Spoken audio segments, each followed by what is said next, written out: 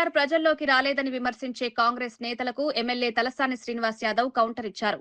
కేసీఆర్ బయటకొస్తే భయపడుతున్నారని వ్యాఖ్యానించారు. గతంలో బయటకొచ్చినప్పుడు కృష్ణా జలాల విషయంలో ప్రభుత్వం ఇబ్బందులు పడిందని గుర్తు చేశారు. ఇప్పుడు జగిత్యాల పర్యటన నేపథ్యంలో కాంగ్రెస్ హడావిడి చేస్తోందన్నారు.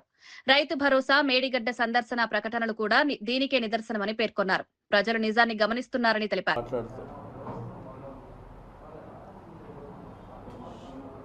కేసీఆర్ గారు బయటికి రాగానేమో వణుకు పుడుతుంది, భయం అనేది స్టార్ట్ అయింది. గతంలో ఒక్కసారి బయటకు వస్తే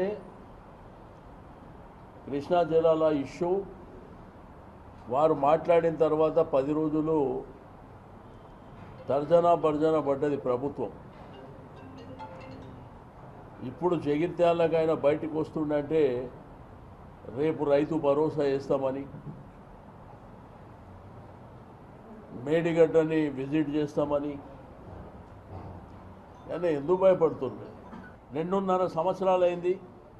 ఇక వీళ్ళ పాపం పండే రోజు కూడా చాలా దగ్గరలోనే ఉందని చెప్పి నేను ఈ సందర్భంగా తెలియజేస్తా ఉన్నాను.